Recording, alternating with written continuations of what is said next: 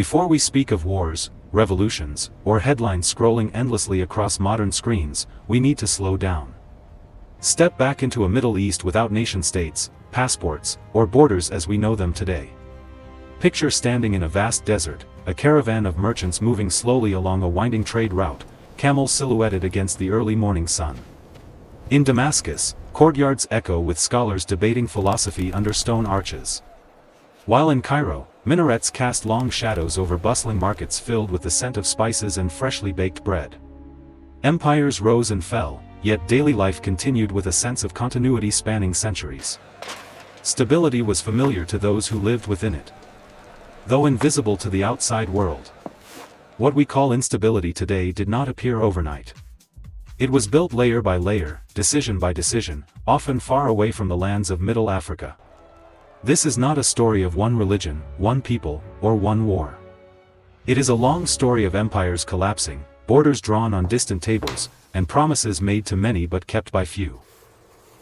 For most of its history, the Middle East was fluid, shaped by geography, faith, and commerce rather than strict borders. Under the Ottoman Empire, governance was decentralized. In Baghdad, the call to prayer echoed across narrow streets where blacksmiths hammered iron and traders argued over cloth prices. In Aleppo, caravans unloaded silk, sugar, and spices, while in Jerusalem, pilgrims from faraway lands converged on ancient holy sites. People identified with their city, tribe, or religious community, not a nation-state. Borders were soft. A river might mark the edge of administrative control, but culturally, trade and family ties crossed freely. A Kurdish shepherd could graze flocks across mountains under Ottoman oversight, while a merchant in Cairo received news from Istanbul by courier. Conflicts existed, rivalries, tribal skirmishes, occasional revolts. Yet, they were localized. Social order, however imperfect, was undisturbed. Stability was a living rhythm, embedded in daily life, not enforced by foreign armies. Imagine the contrast. A child in Damascus running through a bustling souk, a camel train carrying goods to Aleppo, a scribe copying manuscripts in Cairo, all under an invisible thread of imperial administration that connected them across hundreds of miles. This familiar world would vanish almost overnight in the early 20th century. When World War I reached the Middle East, it arrived not as a local conflict, but as a global war reshaping centuries of history. The Ottoman Empire, already weakened by internal decay, aligned with Germany. Ottoman soldiers patrolled deserts near Mosul, while in the Hijaz, Arab tribes were courted by British envoys promising independence. Camels moved quietly along desert trails, unaware of the letters and meetings that would change their region forever. Meanwhile, Europe was redrawing the map. In 1916, Britain and France secretly negotiated the Sykes-Picot Agreement, dividing lands into zones of control. Mountains, rivers, and deserts, previously irrelevant in determining allegiance, suddenly became borders on paper. As battles raged at Gallipoli and in Palestine, cities like Damascus and Baghdad saw soldiers, refugees, and administrators struggling with the collapse of Ottoman authority. Markets emptied, caravans halted, and uncertainty spread like wildfire. Even after the Ottoman surrender in 1918, the promises made to Arab leaders remained unfulfilled. What was freedom to some was occupation to others. Empires had fallen, but their shadows lingered, and the map of the Middle East would never again reflect the lived realities of its people.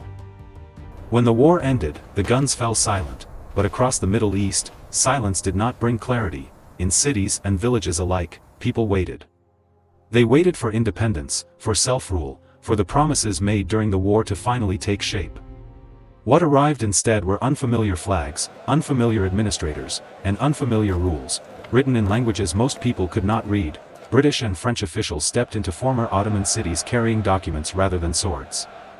Under the League of Nations, the region was reorganized into mandates, territories described as being guided toward independence. On paper, this sounded temporary and protective. On the ground, it felt permanent and controlling. In Baghdad, British officers worked to assemble a new country called Iraq. Three regions that had long lived under the same empire, but rarely as one political unit, were suddenly bound together behind fixed borders. In the capital, Sunni elites dominated administration. In the south, Shia communities formed the majority. In the north, Kurdish populations lived among mountains that now separated them from kin across new borders. A monarchy was installed with ceremonies and uniforms, but loyalty does not emerge from ritual alone. In Damascus, French rule arrived with soldiers and artillery. Nationalist demonstrations filled the streets. Ancient neighborhoods that once echoed with debate, prayer, and commerce now heard gunfire. Independence became a word spoken often, but postponed endlessly. Palestine was transformed into the most fragile mandate of all.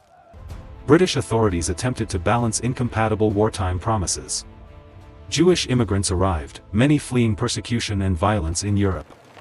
Arab communities watched their towns and countryside change, slowly at first, then unmistakably. Daily life continued, markets opened, fields were worked, but beneath it ran a growing sense of unease. The Middle East was no longer evolving at its own pace. It was being redesigned quickly, externally, into states that looked orderly on maps, but felt uncertain to those living inside them. By the middle of the 20th century, the mandates began to fade. Independence arrived, one country after another. New flags rose above government buildings. National anthems were composed. Parliaments were announced. From the outside, the Middle East appeared to be entering a new era. From within, many of the same problems remained. These new states inherited borders drawn before unity had time to form. Power was centered in capitals that felt distant from rural towns and villages. Governments spoke the language of nationalism, but society remained deeply layered, by region, by sect, by class, by memory. In cafes, schools, and universities, new ideas spread. Arab nationalism promised dignity after decades of foreign rule. Socialism promised justice in unequal societies. Pan-Islamic movements promised belonging beyond artificial borders. For a young generation, these ideas offered meaning where the state often did not, but institutions were fragile. When elected governments struggled to govern, armies intervened. Tanks replaced ballots. Coups replaced debate. From Cairo to Damascus to Baghdad, military rulers promised stability in exchange for obedience. For a time, the streets grew quieter. Borders held. Order returned, yet beneath this calm lay a deeper truth. Independence had arrived faster than unity, and authority had replaced legitimacy. While politics shifted above ground, something transformative was happening below it. Beneath the deserts of the Middle East lay oil. What had once been sparsely populated landscapes became sites of drilling rigs, pipelines, and guarded compounds. Roads replaced caravan routes. Foreign engineers arrived alongside contracts negotiated far from public view. Oil reshaped power fundamentally. Governments no longer depended primarily on their citizens for revenue. Wealth flowed directly from the ground to the state. Loyalty could be purchased. Opposition could be contained. In some countries, monarchies were strengthened through strategic alliances with global powers. In others, attempts to assert control over oil resources were met with economic pressure, covert operations, or direct intervention. To the outside world, the Middle East became indispensable. To many inside it, the gap between rulers and ruled grew wider. As the world split into rival ideological camps, the Middle East was pulled into a struggle not of its own making. Superpowers armed allies, supported regimes, and overlooked repression in exchange for loyalty. Local conflicts became pieces of a much larger global game. Wars were framed as ideological battles, but they were fought by ordinary people. Weapons flooded the region. Advisors followed. Grievances hardened. At the center stood Palestine. The creation of Israel, followed by wars, displacement, and occupation, turned temporary refuge into permanent exile. Refugee camps became cities without futures. Each war ended without resolution. Each ceasefire froze the conflict rather than ending it. For decades, a particular kind of stability settled over much of the region. Strong states governed weak societies. Security services expanded. Public life narrowed. Politics became predictable. Daily routines continued. Streets felt safe. But opportunity was limited, corruption visible, participation controlled. A new generation grew up educated, connected, and aware, yet locked out of meaningful power. The stability that once promised order slowly turned into stagnation. When protests erupted in the 21st century, they did not emerge suddenly. They filled squares built for authority. Voices demanded dignity, work, and accountability. Some regimes collapsed. Others answered with force. Civil wars followed. Foreign powers returned, borders weakened in reality, even if they remained on maps. Cities emptied. Normal life fractured. For many, instability became inherited rather than chosen. The Middle East is often described as unstable by nature. History shows something else. For centuries, this region functioned through flexible systems, layered identities, and shared rhythms of life. Instability was not cultural. It was constructed, through rupture, imposed borders, broken promises, and power without accountability. To understand the Middle East today, we must stop asking what is wrong with it, and start asking how it was shaped, because instability is not destiny, it is history.